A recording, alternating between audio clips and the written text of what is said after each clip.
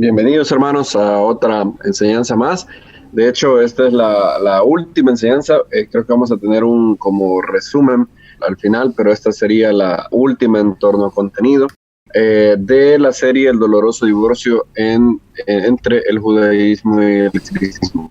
Esa es la enseñanza número 12 y vamos a tener otra más donde vamos a recapitular algunas cosas y pensar un poco viendo la foto más grande sobre qué es lo que pasó con nuestros padres en la fe y qué es lo que debemos de hacer ahora, cuál debe ser nuestra relación con el cuerpo del Mesías, con el pueblo judío y tratar de hacer que la redención vaya llegando cada vez más.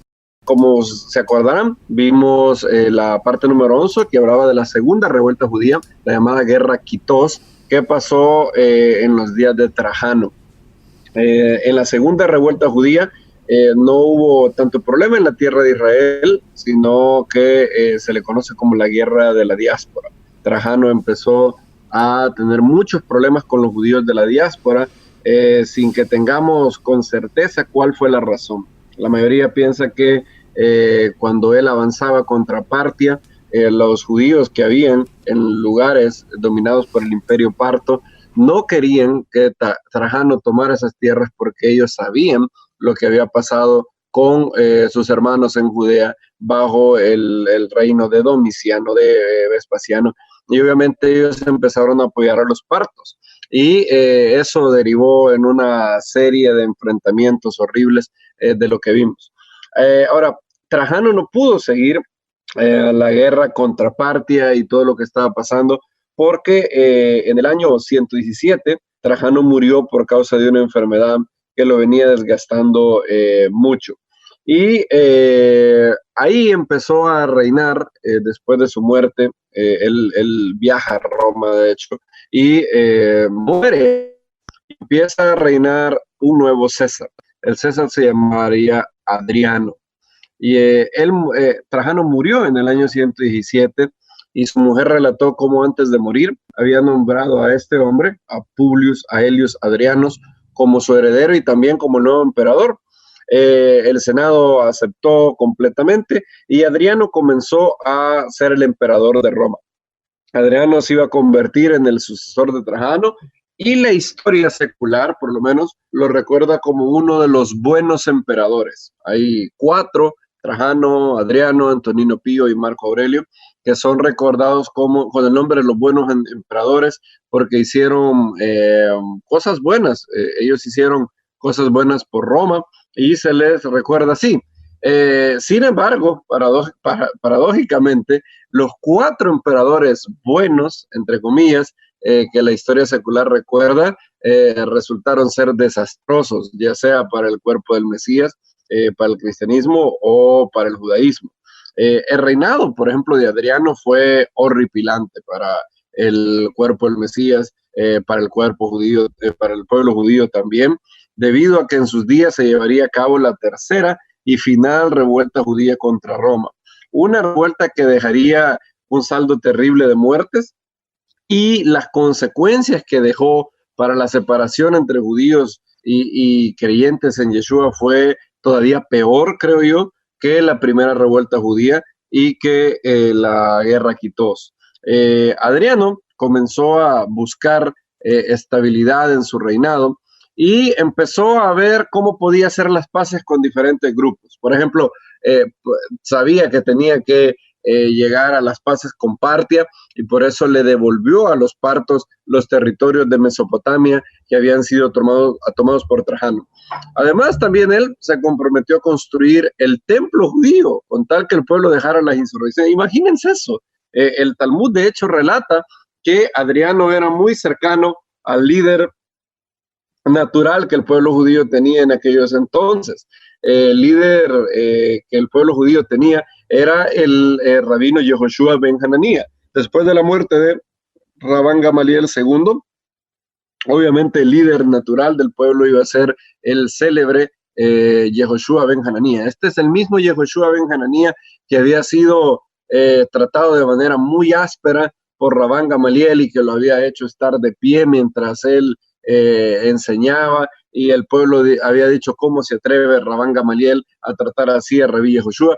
Bueno, después de la muerte de Rabán Gamaliel, Rabbi Yehoshua fue el líder, y el Talmud tiene varios recuerdos de las conversaciones que Yehoshua ben Hananía tenía con Adriano. Incluso con la hija de Adriano, él se registra sus pláticas cuando le preguntaban ciertas cosas. Y Adriano llegó con Rabí Yehoshua ben Hananía y les dijo, ¿por qué los judíos hacen tanto alboroto? ¿Qué puedo hacer para que ellos se calmen, que dejen de estar levantándose? ¿Cuál es el problema? Y Rabí Yehoshua ben Hananía le dijo, bueno, aquí lo que tienes que hacer es muy fácil. Lo que tienes que hacer es reconstruir el templo. Si les reconstruyes el templo, entonces ellos estarán muy agradecidos y todo el pueblo estará completamente tranquilo. Entonces, las noticias de Adriano son que sí, él está dispuesto a reconstruir el templo, y Rabí Yehoshua ben Hananía le dice eso al pueblo.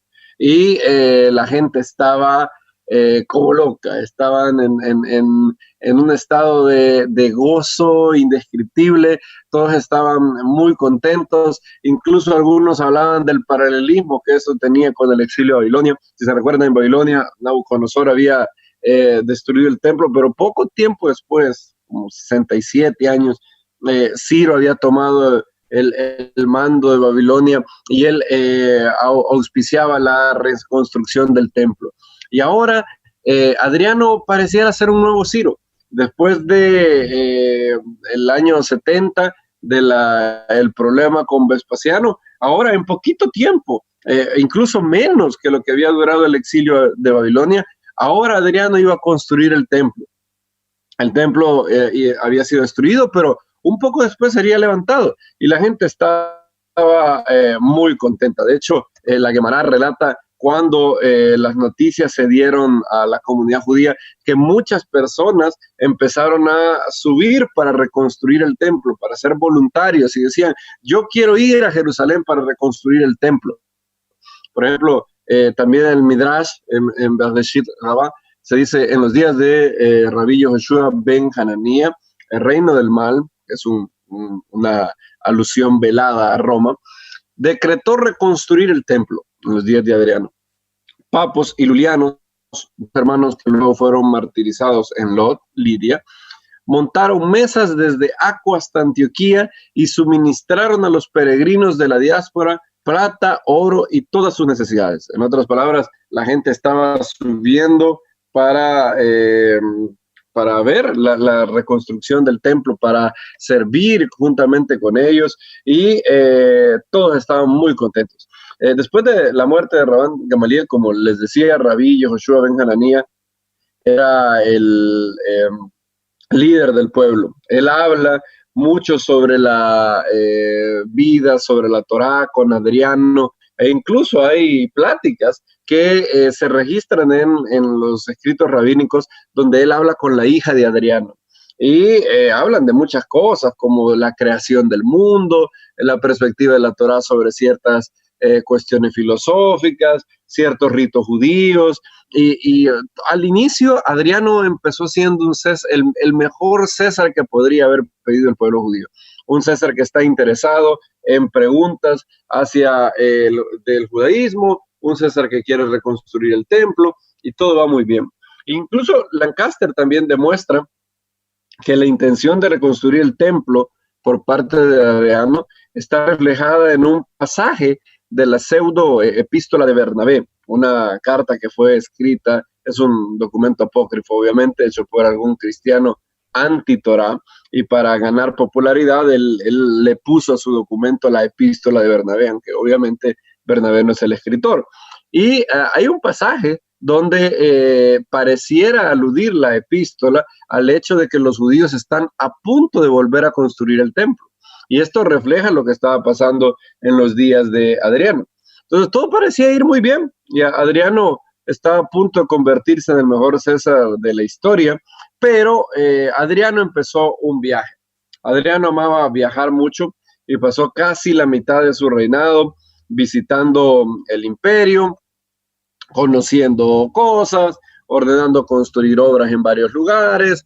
Y en uno de sus viajes, se dice que por una enfermedad de la piel, él tenía que ir a Egipto.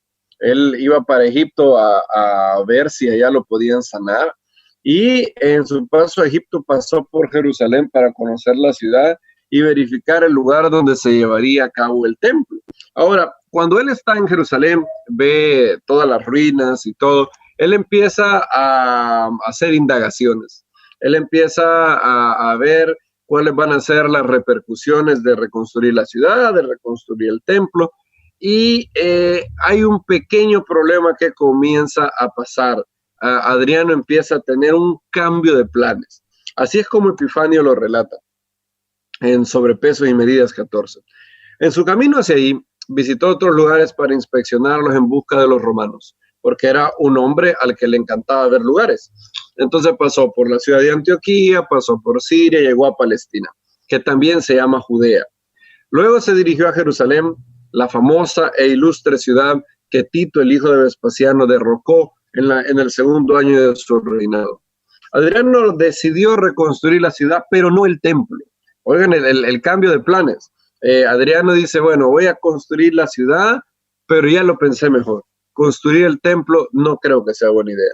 Dice, tomó el Aquila, mencionado anteriormente, que era un intérprete de griego, ya que Adriano también era griego. Ahora Aquila estaba relacionado con el rey por matrimonio y era de Sinope en el Ponto.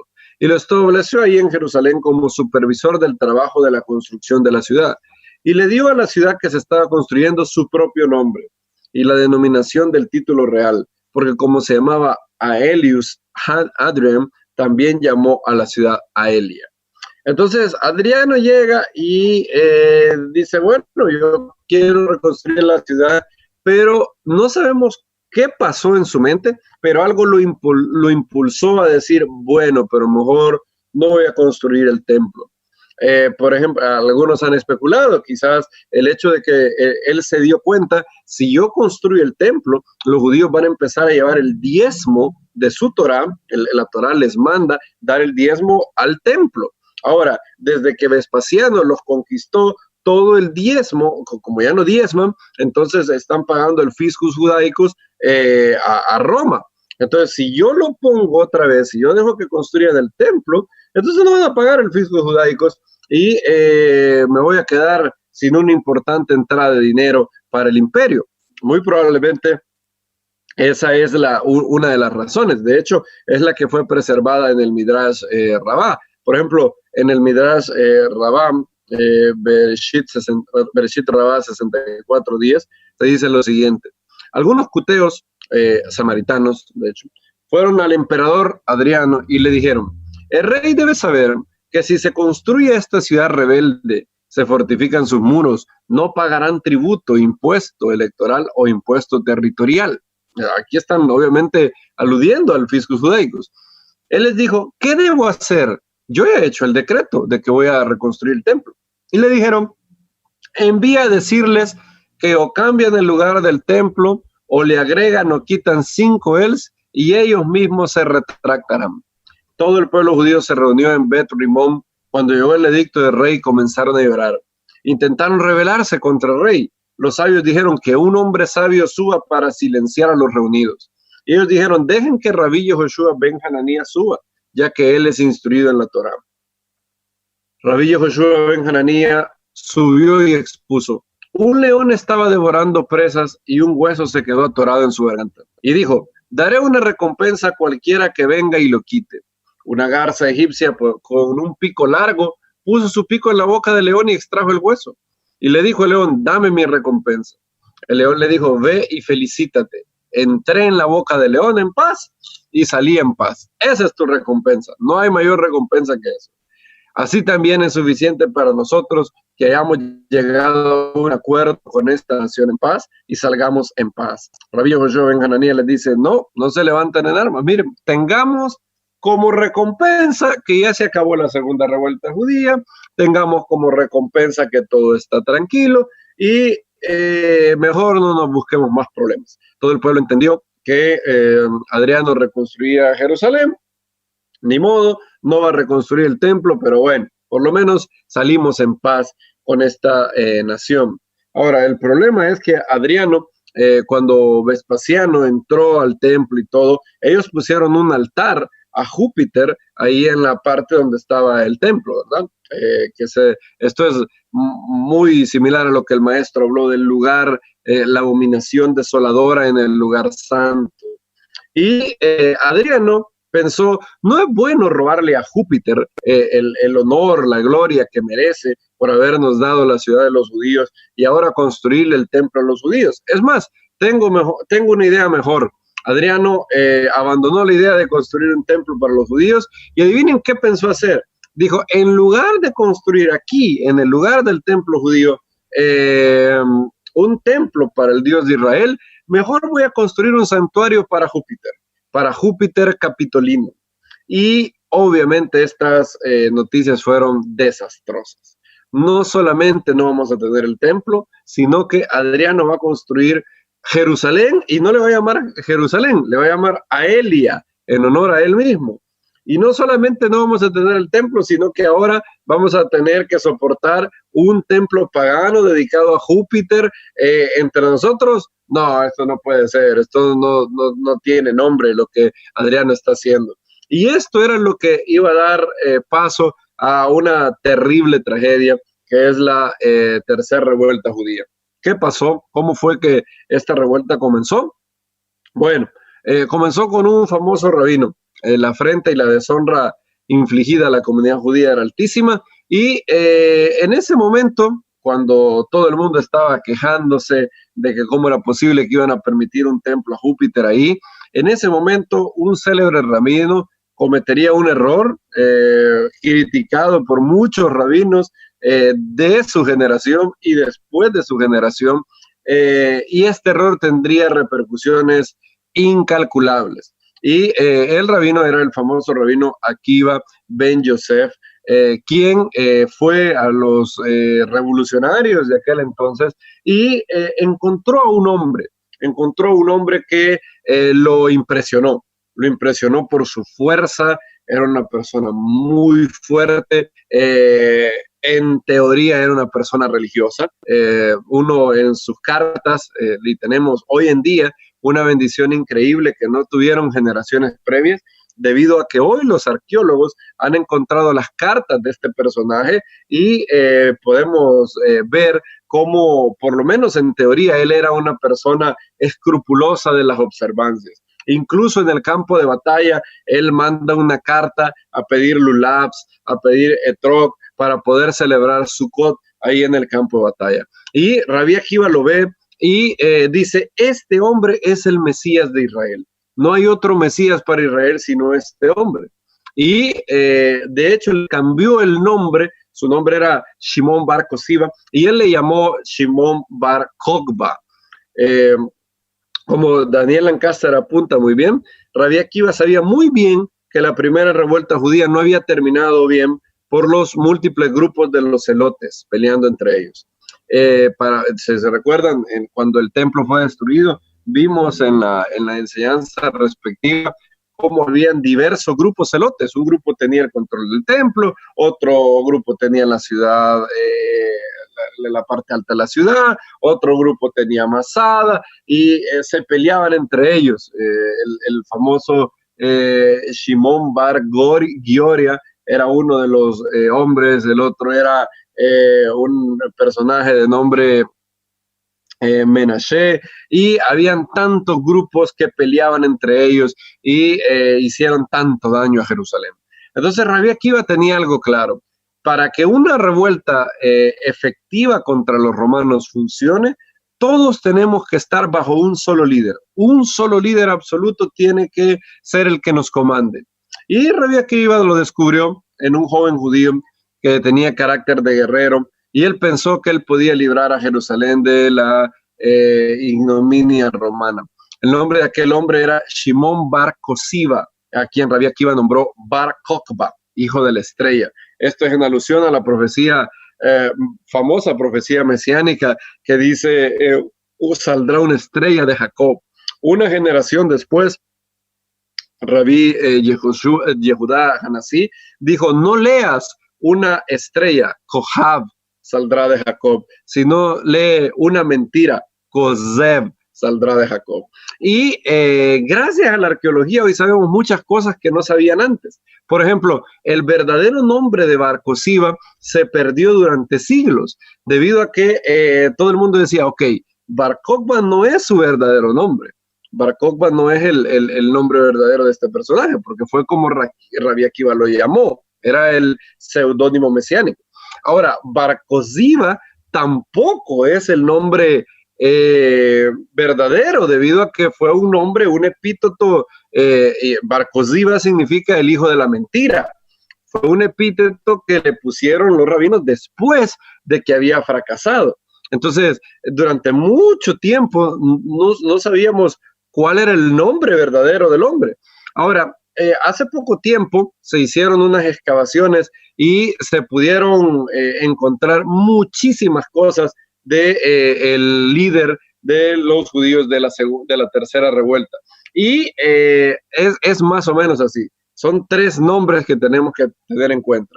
Su verdadero nombre, el nombre con el cual él firma las cartas y todo, y que es el nombre que le dio su madre, su padre, es Shimon Bar Koziba, con Samek, ¿verdad? Con la letra hebrea Samek. El nombre que Rabbi Akiva le puso es Shimon Bar Kokhba, Shimon, hijo de la estrella, o que es el título mesiánico. Y después de que él es un fraude total para Israel, Yehudá Hanasí y otros rabinos le ponen Shimon Bar Koziba, con Zayin, con la letra hebrea que suena así como abeja. Es Shimon Bar Koziba, que es el tercer nombre que se le da, que significa Shimon, hijo de la mentira. Y por eso el rabí Yehudá Hanasí dice, no leas una Kohav, saldrá de Jacob, sino una Kozev, saldrá de Jacob. Una mentira saldrá de Jacob. Y hay muchos rabinos que criticaron muy fuertemente a Rabbi Akiva por este error. Y Bar Koziba empezó a ser el líder que iba a reunir a todos los judíos inconformes con esto, a los celosos, a los patriotas, y se iban a levantar tratando de liberar a Jerusalén. Ahora, el gran problema es que Rabbi Akiva estaba en lo correcto en algo. Hashem no liberaría a Israel si no había santidad de parte de este líder. Ahora, Rabbi Akiva le pasó lo que la tradición dice que pasaba con Isaac, el patriarca. Isaac dice que en su opinión Esaú era un justo, porque Esaú le hacía pequeñas preguntas para parecer muy santo. Para parecer muy santo, Esaú le decía, Padre mío, ¿se debe de diezmar de la sal? ¿Se debe diezmar la paja? Porque yo no sé cómo separar el diezmo de la paja.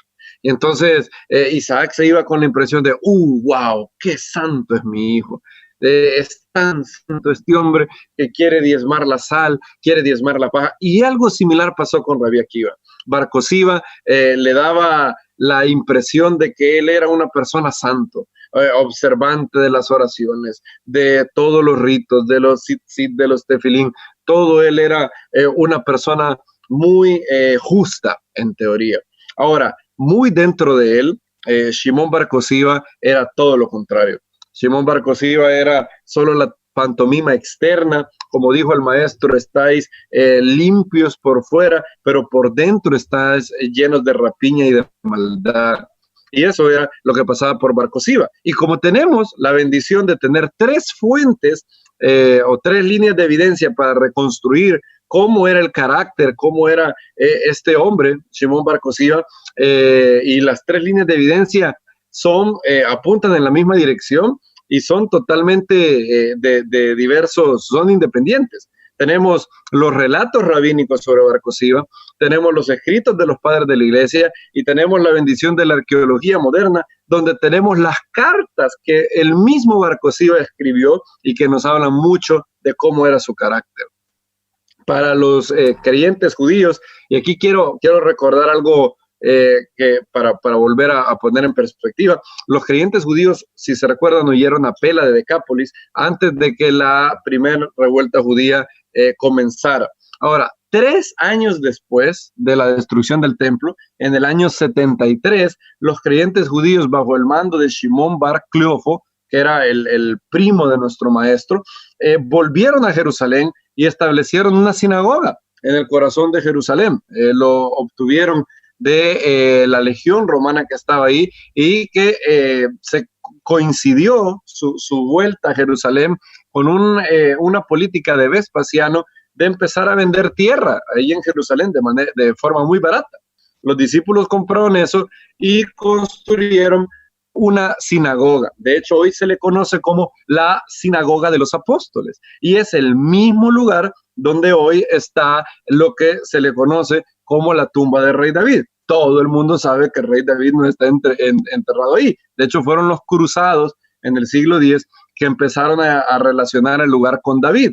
Y hoy es curioso porque han hecho excavaciones y todo el mundo recuerda en la literatura de los padres de la iglesia que la iglesia de los apóstoles estaba en ese lugar. Ahora, lo increíble es que hoy la arqueología ha encontrado que la susodicha iglesia de los apóstoles en realidad era una sinagoga, tiene toda la misma estructura, el mismo diseño de una sinagoga. Así que es fabuloso lo que la arqueología ha encontrado. Se ha encontrado la misma sinagoga donde los apóstoles, los discípulos judíos, en el año 73 estuvieron en Jerusalén. Entonces, desde el año 73, nuestros hermanos de la circuncisión volvieron a Jerusalén y tenían una representación ahí. Ahora, con el advenimiento de Bar Cosiba, obviamente los discípulos empezarían a tener problemas con este líder, porque este líder demandaba, y Rabí Akiva demandaba, y Bar Cosiba también, que los judíos lo reconocieran como Mesías. Y obviamente había un grupo que se iba a oponer de todas las maneras posibles para que esto pasara. Y en las memorias de los apóstoles judíos se encuentra lo que ellos pensaban de Bar Cosiba. Pensaban que era un ladrón y un asesino. Eso era la manera en cómo lo recuerdan. Como hemos mencionado, ellos, los rabinos, podían ver que algo no estaba bien con el hombre, con Bar Cosiba, y la literatura rabínica preserva anécdotas muy feas de la crueldad, de la aspereza de Bar Cosiba. Los escritos de los padres de la iglesia e incluso la arqueología moderna están en perfecta concordancia, confirmando que Bar Cosiba era un cruel ladrón y un asesino. Por ejemplo, escuchen la prueba de la fidelidad que tenía. El Midrash Eja Rabá testifica de cuál era la prueba de fidelidad que Bar Cosiba pedía, no sé si a todos, pero por lo menos a los hombres más cercanos quizás de su milicia. La literatura rabínica dice que la insólita prueba de lealtad que Shimón Bar Cosiba hacía a sus soldados era quitarse un dedo. Si lo han oído bien, quitarse un dedo, mutilarse y quitarse un dedo, presumiblemente el dedo pequeño de la mano izquierda.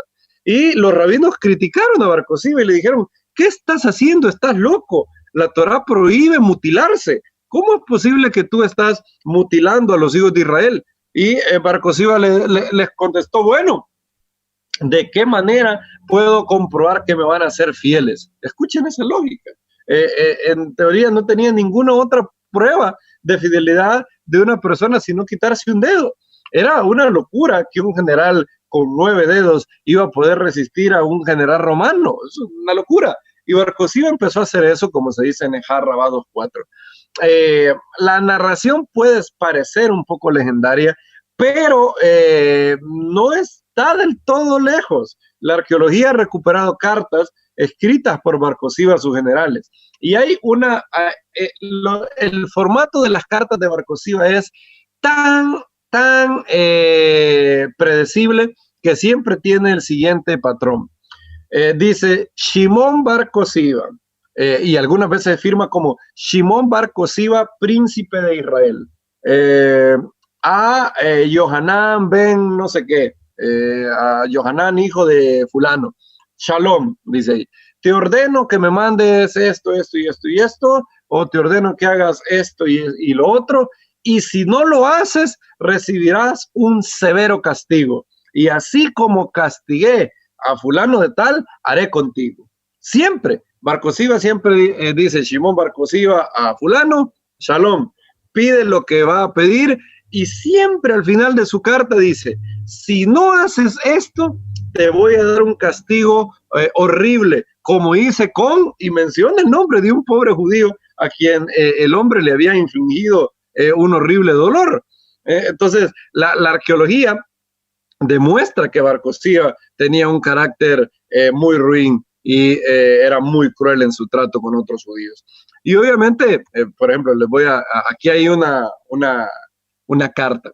En una de las cartas se dirige a un hombre que se llama Yeshua ben Galgoula. Bar Cosiba le advierte que de no cumplir con sus órdenes, las órdenes son enviar a los galileos, pondré grilletes en tus pies como hice con Ben Aflul. En otra carta pide a un hombre que le pide a un judío llamado Jehonatán ben Beayam, que le manden a un judío que no quiso colaborar con él y que le decomisen todo su grano.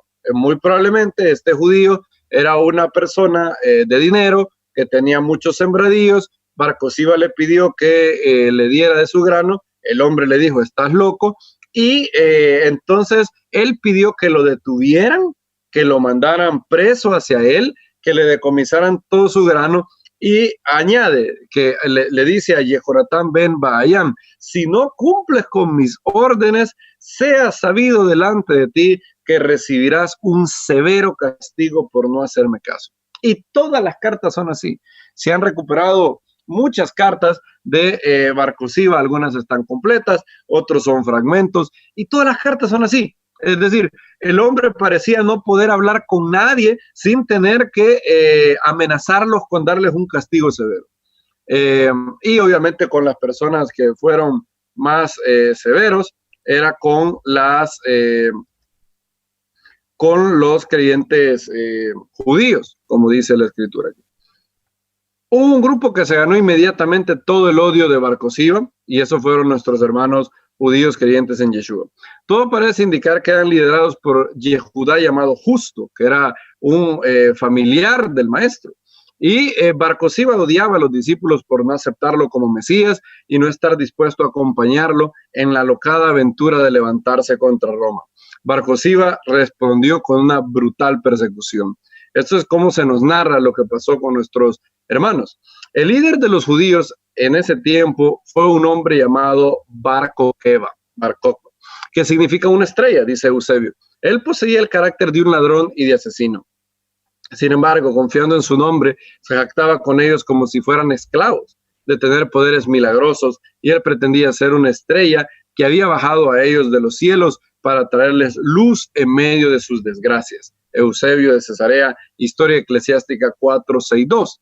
Y también se preservó en la primera apología de Justino lo que pasaba con nuestros hermanos creyentes. En la guerra judía que luego se desencadenó, Bar Kokhba, el líder de la revuelta de los judíos, dio órdenes de que solo los cristianos, obviamente aquí cuando habla de cristianos, se refiere a los creyentes judíos, porque eran hacia los que él tenía la capacidad de hacerles algo. Dio órdenes de que solo los cristianos fueran llevados a castigos crueles, a menos que negaran a Yeshua el Mesías y a Jesús el Mesías y pronunciaran blasfemia. Entonces, por si eran poquitos los problemas que teníamos en la separación entre el judaísmo y el cristianismo, Bar Cosiba empieza a tener contacto con los creyentes judíos. Se da cuenta rápidamente que no lo van a aceptar. Muy probablemente habló con el líder de aquel entonces. En aquel entonces ya Shimón Bar Clofo ya no estaba. Él había sido martirizado en los tiempos de Trajano. Y ahora todo parece indicar que el líder que tenían los creyentes judíos en Yeshua de Jerusalén era otro también que era familiar del maestro. Se llamaba Yehudá y también tenía por sobrenombre Justo. Probablemente Bar Cosiba habló con el líder de los judíos creyentes en Yeshua. Yehudá le fue muy claro en decirle que no iban a aceptar que él era el Mesías, debido a que tenían claro que el Mesías era otro Y entonces Bar Koziba respondió con castigos crueles. Hubo, antes de levantarse incluso contra los romanos, los primeros que probaron la furia de Bar Koziba fueron nuestros hermanos. Y así, lastimosamente, la última luz de judíos creyentes en Yeshua en Jerusalén se iba a apagar. A partir del año 135 ya no iba a haber una representación de judíos creyentes en Jerusalén. Y obviamente, si ya había un vacío de poder, luego que ellos se fueron a Pela de Decápolis y luego que ellos volvieran, pero ya había pasado todo lo de la primera revuelta judía, todo el problema con las cartas de Ignacio, ahora con su desaparición física, obviamente su influencia iba a ser todavía menor. Y eso era lo que pasaría con nuestros hermanos creyentes en Yeshua. Luego de muchos meses, no fue de la noche a la mañana, Bar Koziba empezó a entrenar a sus soldados, empezaron a prepararse, empezaron a hacer armas. De hecho, hacían un truquito de que ellos hacían armas para venderlas a Roma, pero las hacían de poca calidad. Cuando llegaban donde un romano para vender las armas, como las armas no tenían la calidad necesaria para ser portadas por un soldado romano, entonces las devolvían. Y luego esas eran las armas que Bar Koziba ocupaba. Y así empezaron a prepararse meses y meses para la batalla. Los hombres de Bar Koziba decidieron dar el primer golpe y empezaron a atacar a los romanos que había en Jerusalén.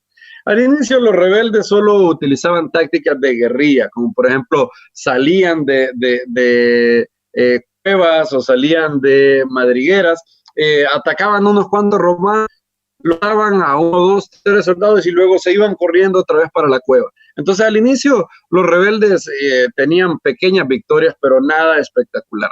No eran tomados en serio ni por Adriano ni por Tinius Rufus, así se llamaba el gobernador de Judea en aquel momento, Tinius Rufus. Y Tinius Rufus veía a los judíos de Bar Koziba como una banda de delincuentes.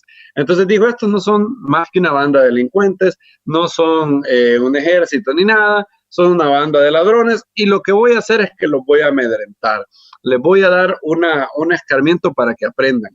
Y por lo que Rufus haría, se ganaría la fama de ser un tirano y pasaría a ser recordado en el Talmud no como Tinius Rufus, sino como Turnus Rufus. Turnus significa el tirano. El Talmud lo recuerda como Turnus Rufus. De hecho, se menciona muchas veces en la Gemara, en el Midrash, como Turnus Rufus tenía contacto con Rabbi Akiva. Y generalmente discutían de todo, pasaban discutiendo de muchas cosas y siempre Rabbi Akiva le gana todos los debates cuando, por ejemplo, Turnus Rufus le pregunta que si la circuncisión es correcta y fuera buena, ¿por qué los niños no nacen circuncidados? Muchas cosas, ¿verdad? Y Rabbi Akiva viene y siempre le responde. Ahora, hay una cosa que hizo que la amistad entre Turnus Rufus y Rabbi Akiva se acabara. Y esto es que se narra que Turnus Rufus vino y le contó a su esposa, Rufina, que el Rabbi Akiva siempre le ganaba y siempre tenía la apariencia de ser muy justo. Rufina le dijo, yo voy a ir y lo voy a seducir para que tú veas que no es un hombre de verdad justo. Rufina se puso ropa muy seductora, provocadora, y fue a ver a Rabbi Akiva. Rabbi Akiva la vio e hizo 3 cosas, dice la Gemara en Abodá Zará 20a.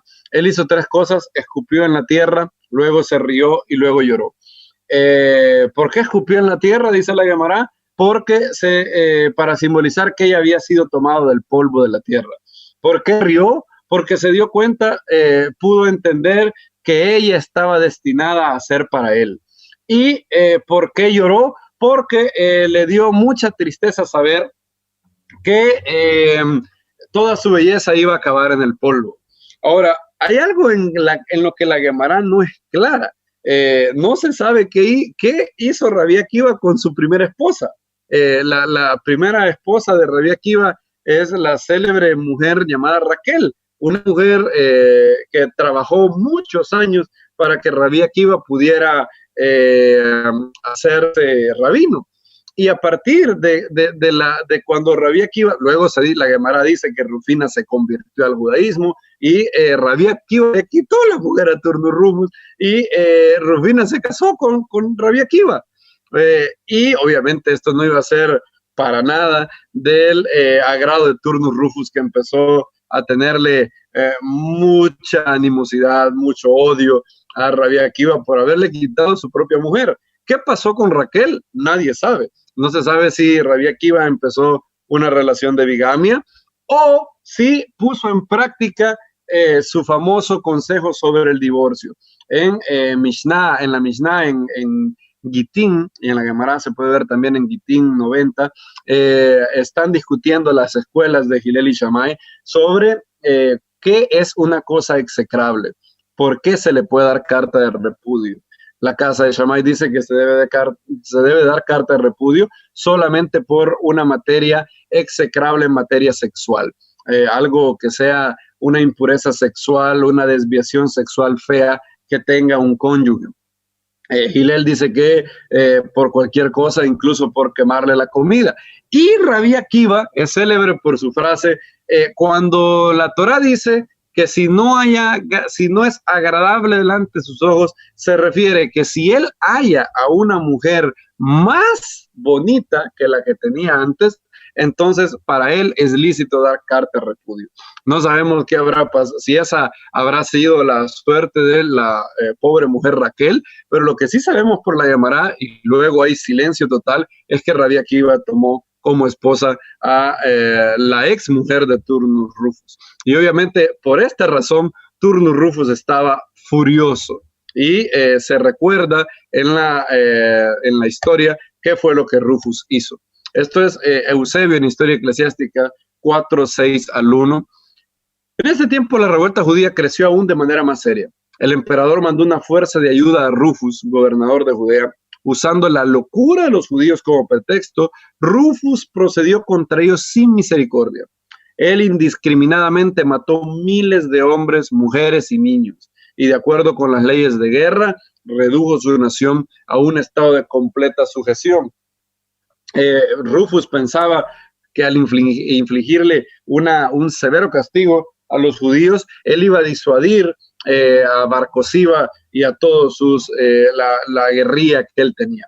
Pero no funcionó. En lugar de eso, Bar Cosiba y sus hombres, después del ataque que Rufus hizo indiscriminado contra hombres, mujeres y niños, estaban todavía más enojados. Y entonces hicieron algo increíble. Agarrando todavía más judíos, muchas personas se unieron a ellos y decidieron enfrentar a los romanos cara a cara y ya no con tácticas de guerrilla. Cuando Bar Cosiba se dio cuenta cuántos hombres tenía, hizo los números rápidamente y dijo, bueno, ahorita nosotros podemos hacer que los romanos se vayan. Y adivinen qué, los romanos fueron expulsados de Jerusalén. Dion Casio, el historiador romano, en Historia Romana 69:13, dice lo siguiente: al principio los romanos no los tomaron en cuenta. Pronto, sin embargo, toda Judea estaba agitada. Los judíos en todas partes mostraban signos de disturbios. Se estaban reuniendo y actuando con hostilidad contra los romanos, en parte en secreto y en parte por actos abiertos. Muchas naciones externas, ansiosas de obtener ganancias, también se unieron a ellas. Casi se podría decir que toda la tierra se agitó sobre el asunto. Muchos romanos perecieron en esta guerra. Oigan esto, cuando Adriano escribió al Senado, él no empleó el saludo tradicional usado por los emperadores. Si ustedes y sus hijos están saludables, está bien. Las legiones y yo estamos bien. Siempre que un César se escribía al Senado, había un protocolo de utilizar ese saludo. Si ustedes, el Senado y sus hijos están saludables, me alegra mucho. Quiero que sepan que las legiones y yo estamos bien. Ahora, Adriano no pudo poner eso y cuando escribió, rompió el protocolo y no les dijo las legiones y yo estamos bien. ¿Por qué razón? Bueno, porque había 2 legiones en Jerusalén en aquel momento. Bar Cosiva y sus hombres infligieron grandes pérdidas a los romanos. Imagínense esto, la Legión 12, toda la Legión romana, que se llamaba la Legión Duodécima o la Legión 12, fue totalmente eliminada por los rebeldes. No quedó un soldado vivo de la Legión 12. Y muchos romanos de la otra legión, si mal no recuerdo era la Legión 10, no recuerdo ahora muy bien, los demás huyeron para evitar ser eliminados. Y obviamente, imagínense la fama que esto trajo a Bar Cosiva.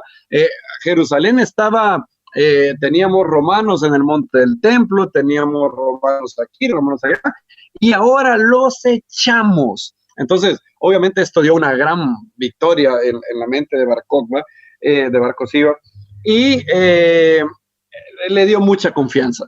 A partir de este hecho, miren cómo empezó a escribir las cartas. En sus cartas, Bar Cosiva escribe cosas como esta. En el segundo de Kislev, en el año tercero de Shimón ben Cosiva, Cosiva, recuerden, Cosiva con Samek, es el verdadero nombre de él. El nombre peyorativo que le ponen después es Shimón bar Cosiva, con Zain. Y en otra carta, año 2 de la libertad de Israel. O en otra carta, año 1 de la redención. Y él empezó, es decir, el hombre estaba tan loco que él pensaba que él podía ser una especie de parteaguas del calendario. Como que a partir de ahí, los hijos de Israel iban a decir, bueno, estamos en el año 38 desde la redención de Israel. O sea, el hombre literal se la creía. Creía que él iba a hacer algo similar a lo que Yeshua es hoy, que la humanidad está dividida en antes y después de él. Así estaba de trastornado este hombre. Y pensaba que su victoria pírrica en este momento iba a ser muy grande. Obviamente, cuando Adriano supo esto, algo malo iba a pasar. Incluso Bar Cosiva empezó a sacar monedas, asegurando que había llegado la redención a Israel. Los arqueólogos han encontrado muchas monedas de estas. Una de las monedas exhibe una estrella, recuerden que él se hacía llamar Bar Kokhba, exhibe una estrella brillando arriba del templo. Otra tiene el templo, un etrog, un lulab. Vean que el hombre era muy religioso, en teoría. Y una lira de los levitas. Los rabinos, por su lado, se refirieron a estas monedas como las monedas cosbianas, o sea, las monedas de la mentira. Y comenzaron a llamar a Bar Cosiva como Bar Cosiva, el hijo de la mentira. Y aquí hay una foto estas son las monedas que han encontrado los arqueólogos. De hecho, al inicio se confundía el nombre de Shimón con Shimón Macabeo, pero luego encontraron más y las cartas y todo estaba junto, y entonces todo el mundo de la arqueología se dio cuenta que habían encontrado un gran tesoro. Habían encontrado ni más ni menos que cartas, monedas y muchas otras cosas de Shimón bar Cosiva. Y obviamente luego vendría el contraataque de Roma. Adriano, a pesar del optimismo que Bar Cosiva tenía, reaccionaría de manera ejemplar. Lo que Adriano haría tres cosas que quizás lo han convertido en el peor César de la historia. Ese ranking obviamente está feo de llenar. ¿Quién es el peor César de la historia para el pueblo judío? Wow, pregunta difícil. Vespasiano puede ser, destruyó el templo. Nerón, Calígula, no sé. Pero Adriano debe estar por lo menos en el top 3, porque él haría tres cosas. En primer lugar, cuando Bar Cosiva respondió, o empezó la rebelión de él, respondió con la introducción de leyes antijudías. ¿En qué sentido antijudía? Vespasiano no tenía ningún problema con la religión judía per se, no tenía ningún problema con la religión judía en sí misma. Tenía un problema con que los judíos se levantaran en armas o que estuvieran como que eran locos queriendo matar romanos. Ese era el problema de Vespasiano, pero que ellos guarden su religión, ningún problema. Es más, luego, después de la destrucción del templo, les puso el fiscus judaicus como una manera de hacerles pagar por todo el gasto que la primera revuelta judía había tenido para Roma, pero no era perseguido ser judío. En otras palabras, yo podía seguir siendo judío sin problema, lo único que tenía que hacer era pagar las 2 dracmas que Vespasiano quería por persona, pero yo no era perseguido por guardar Shabbat o por hacer otra cosa. Si yo era un judío y pagaba mi impuesto, yo estaba bien. Ahora, Adriano, la ley de Adriano era una ley antijudía, en el sentido de que él hizo castigable con la muerte observar Shabbat, ordenar rabinos, estudiar Torah, usar tefilín. En otras palabras, la intención de Adriano era borrar el judaísmo de la faz de la tierra, muy similar a lo que había hecho Antíoco Epífanes. Solo que Adriano contaba con un ejército infinitamente mayor que el de Antíoco Epífanes y contaba con que delante de él no estaba Judas Macabeo, estaba este hombre, Shimón Bar Cosiba, que para nada tenía la aprobación ni el respaldo del cielo. Lo segundo que Adriano hizo fue que envió una fuerza militar, como lo decíamos, descomunal. Adriano, al oír que una legión entera había sido destruida, se enojó muchísimo. Entonces empezó a traer, Adriano trajo a los mejores generales de Roma, de todos los lugares, y aparte de eso empezó a recolectar soldados de muchos lados, de tal manera que el número de soldados que Adriano llegó a tener era un número increíblemente más alto que el que Vespasiano había llevado para la destrucción del templo. Y el tercero era el deseo de borrar del mapa el nombre de Israel y de Jerusalén. Las tres cosas fueron hechas por Adriano y el resultado fue horrible para todo el pueblo judío. Las leyes antijudías son relatadas en varias partes del Talmud. Por ejemplo, en Rosh Hashanah 19a se dice, porque reino inicuo, Roma, emitió un decreto contra Israel que no deberían ocuparse del estudio de la Torá, que no deberían circuncidar a sus hijos y que debían profanar el Shabbat. El Talmud también menciona, por ejemplo, horribles penas por usar tefilín, se los incrustaban en la cabeza, y también por hacer una ordenación rabina. Eso está en Shabbat 49a y en Sanedrín 14a. Entonces Adriano empezó a prohibir el judaísmo de tajo. Nada de lo que tenía que ver con ser judío era permitido. Y obviamente esto tendría repercusiones horribles para los pocos creyentes gentiles que aún no observaban el Shabbat. Imagínense ustedes siendo un creyente gentil normal, no digamos un súper creyente, pero un creyente gentil normal. Bueno, tú sabes por Gálatas y por otros pasajes que tú no estás obligado a guardar el Shabbat. Técnicamente tú no estás obligado. El pueblo judío está obligado porque todo aquel que se circuncida está obligado a guardar toda la Torah. Pero debido a que no eres circuncidado, no eres judío, no estás legalmente requerido de observar toda la Torah. Entonces tú no estás forzado a observar el Shabbat. Ahora, aparte de no estar forzado a guardar el Shabbat, te ha llegado una carta del obispo de Antioquía, Ignacio, que dice que es ridículo, totalmente ridículo, estar creyendo en el Mesías y aún guardar el Shabbat. Si no, dice Ignacio que debes de guardar lo que él llama el día del Señor, que es el domingo. Y ahora Adriano pone un decreto que si guardas el Shabbat te va a matar a ti y a toda tu familia. ¿Qué crees que deberías de ser? Bueno, la respuesta es obvia. Todo es sociología básica. Todo el mundo en el cuerpo del Mesías, en todo el imperio, dice, ni loco voy a permitir que me maten por algo que ni siquiera estoy obligado. Yo no estoy obligado a guardar el Shabbat. No soy judío. Entonces, Lancaster dice de esto, la gran persecución, aquí estoy citando a gran Daniel Lancaster en el Torah Club Chronicles of the Apostles, el capítulo es Bar Kokhba y es la página 1504. Él escribe para First Fruits of Zion y la traducción es mía. La gran persecución de la era adriánica debe haber dejado una marca en la cristiandad emergente. Cuando la observancia del Shabbat se volvió ilegal y castigable con la muerte, la observancia de Ignacio del Día del Señor en lugar del Shabbat se convirtió en una opción cada vez más atractiva para gentiles cristianos. Es obvio, ¿verdad? Si Adriano prohíbe con pena de muerte guardar el Shabbat, bueno, no hay mayor discusión. Y no solamente eso, estudiar la Torah y todas las otras cosas. Entonces, los creyentes gentiles habían pasado totalmente fuera de radar para Adriano. Adriano estaba muy ocupado en sofocar la revuelta judía. Entonces, si tú eras un creyente gentil, estabas fuera del radar de Adriano, y obviamente lo menos que querías hacer es ponerte en el radar de él. Entonces, para estar fuera de su radar, no observemos el Shabbat, reunámonos en el día del Señor, al fin y al cabo. ¿Acaso no resucitó Yeshua en ese día?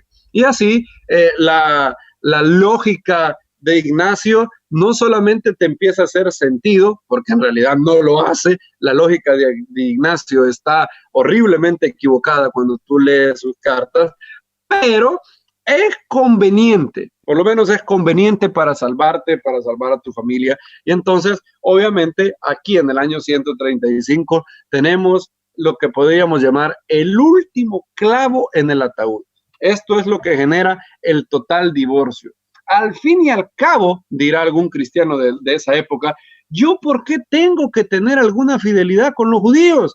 Si Bar Kokhba está masacrando a nuestros grandes hombres, los únicos judíos que yo he conocido y que han sido muy justos son los creyentes judíos, y los mató a todos en Jerusalén. ¿Yo para qué voy a tener que guardar algún tipo de lealtad hacia ellos? No, vamos a empezar a hacer así como ellos nos han perseguido, así como ellos nos han hecho burla, así como ellos nos han visto de menos, pues ahora les vamos a enseñar que somos un grupo mejor. En realidad, Ignacio tiene razón. Ignacio tiene razón. Todo lo que le está pasando a los judíos es una señal que el Dios de Israel los ha desechado. Y ahora nosotros somos lo que él ha llamado el verdadero Israel. En este contexto se iba a crear un samaritano que nació en la ciudad de Siquem, que luego llegaría a ser el más grande cristiano del final del siglo II, Justino Mártir.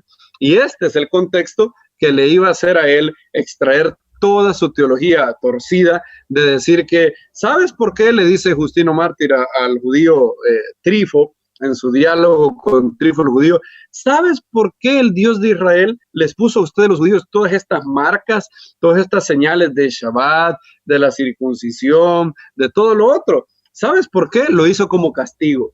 Pero como ustedes son tan tercos, son tan necios, y como tienen el corazón muy duro, el Señor les tuvo que dar muchos mandamientos, porque son muy tontos. Entonces, ustedes por eso tienen que circuncidarse, guardar el Shabbat, guardar la fiesta, guardarlo esto, porque si no lo hacen, su alma torcida se desvía. Y él, oigan la lógica que tenía, tan es así que si el Señor hubiera querido que la circuncisión de verdad fuera buena, los niños nacerían circuncidados, algo similar a lo que decía Turnus Rufus, de hecho.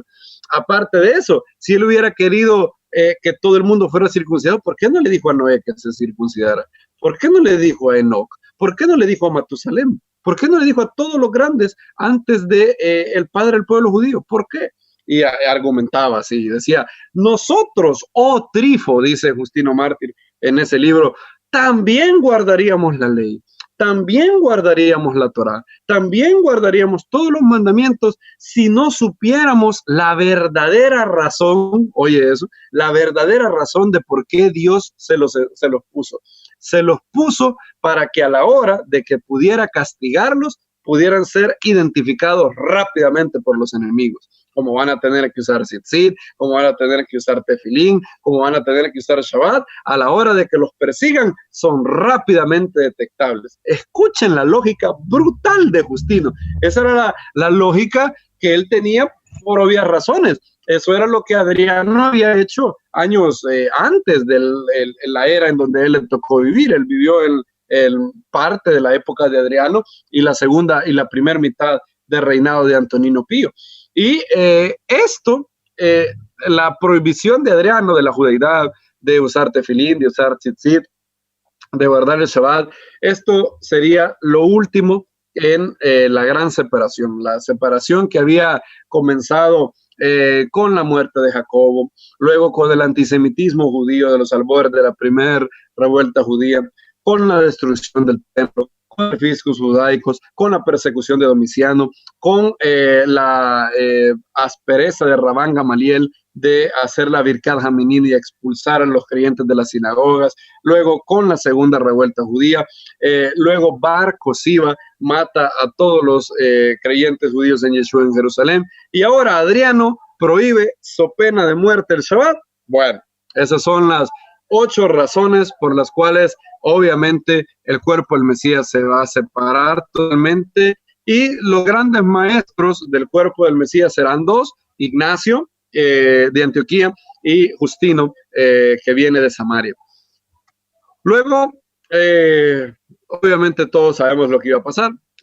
Dice Dion Casio: Adriano envió contra ellos a sus mejores generales. El primero de ellos era Julius Severus, que fue despachado desde Britania, donde era gobernador contra los judíos. En vista de sus números y su desesperación, Severus no intentó atacar a sus oponentes a la intemperie en cualquier punto. Gracias al gran número de soldados y subordinados bajo su mando, él aislaba pequeños grupos y los privaba de comida. Encerrándolos, él podía muy lentamente, de seguro, pero con un riesgo comparativamente menor, aplastar, agotar y exterminarlos. El general Severus fue despachado contra los judíos por Adriano, y él se dio cuenta rápidamente que el ejército tan grande que tenía era suficiente para matar a todos los judíos. Ahora, él pensó, bueno, en esta guerra ya cayó una legión, ya la legión 12 desapareció y otros han muerto también. Lo menos que yo quiero es tener más soldados muertos. Entonces, si somos tan grandes, lo que vamos a hacer es que los vamos a sitiar. Les vamos a hacer un sitio, pero inexpugnable. No va a poder salir nadie de ese sitio. Es más, hicieron el sitio afuera de la ciudad, que por cierto no era Jerusalén, como lo veremos, sino porque Jerusalén ya no tenía muros, ya no era una ciudad segura, sino que se fueron a una fortaleza llamada Betar, que queda cerca de Jerusalén. Entonces, Severus dijo: hay que sitiarlos, hay que hacer de hecho el sitio unos metros antes de la ciudad, por si alguien quiere salir para agua y todo. Y obviamente él dejó que la sed y el hambre hiciera el trabajo. De hecho, en las cartas de Bar Kosiba, que son ya escritas después, se ve la gran desesperación. Bar Kosiba empieza a escribirle a los otros judíos con notas de: no hay esperanza, mis hermanos en el sur, aquellos que van a perecer por la espada, hasta el final, y cosas así que él escribe en ciertos fragmentos de las cartas que han sido recuperados. Como decíamos, los rebeldes sabían que no podían hacerle frente a Roma desde Jerusalén, y por ello tomaron refugio en la ciudad de Betar, ya que era una fortaleza. Severus lo sometió a un sitio horrible y total, dejando que la sed y el hambre hicieran el trabajo. Las cartas tardías de Bar Kosiba reflejan la desesperación por alimentos y la plena conciencia del horrible final que le espera, una vez que los romanos pudieran entrar. Finalmente, los romanos pudieron abrir una brecha en la ciudad de Betar, y adivinen en qué día pasó: en el 9 de Ab del año 135. Obviamente los romanos pudieron entrar a Betar, según la tradición judía, en Eja, Lamentaciones, Rabá 2.4, sucedió debido a que Bar Kosiba quitó el poco mérito que había en la ciudad de Betar. Según la narración rabínica, había un hombre llamado Eliezer de Modai. Eliezer Hamodai era un hombre justo que no estaba de acuerdo con lo que Rabí Akiva había hecho y lo que Bar Kosiba había hecho, pero él todos los días se levantaba y oraba y decía: Ribono Shel Olam, amo del universo, por favor, no te sientes hoy en el trono del juicio.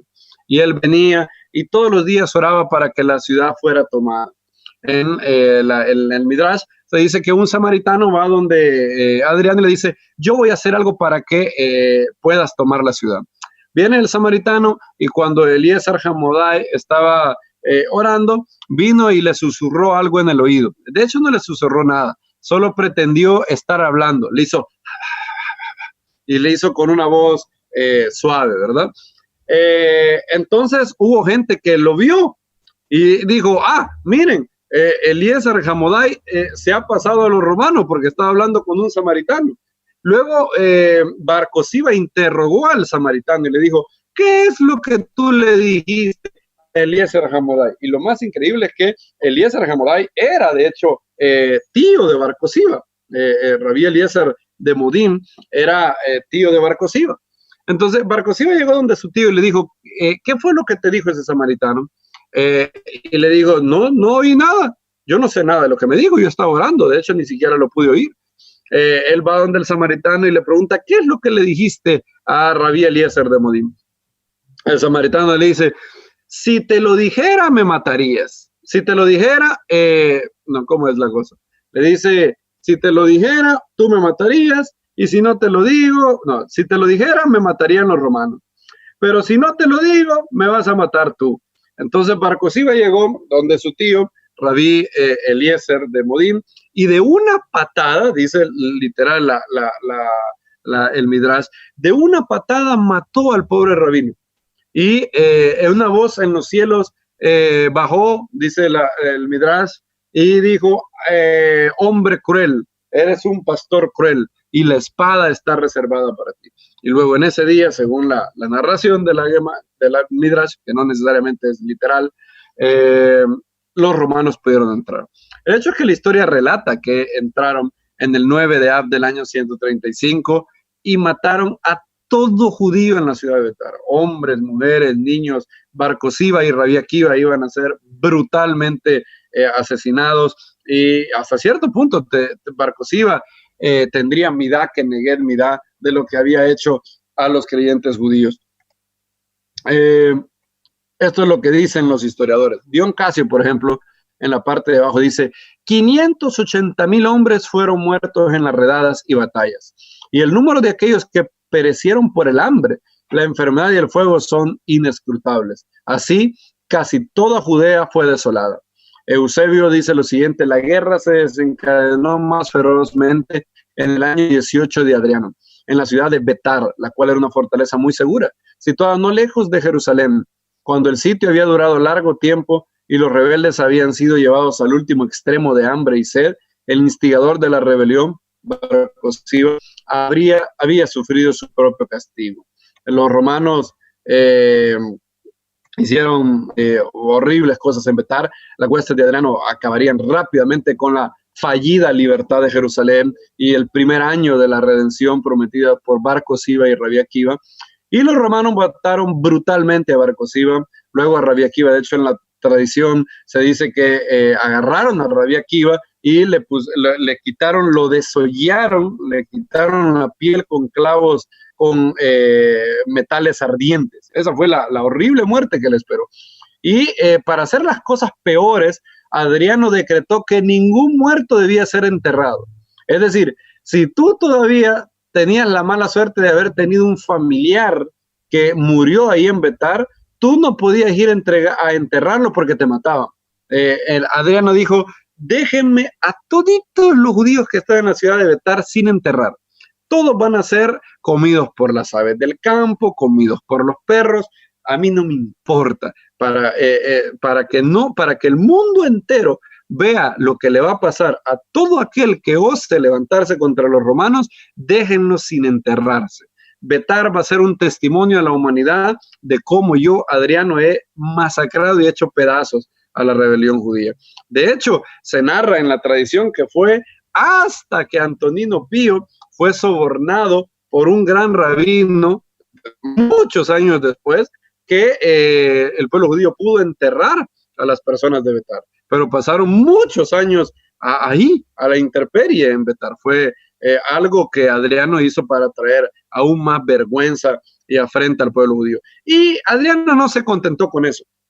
Adriano estaba harto de los judíos, quería borrar al judaísmo y el nombre de Israel de la faz de la tierra. Así como dice el Salmo, los inicuos han venido, las otras naciones han venido a tu tierra y han dicho que perezca el nombre de Israel para no ser ya nación.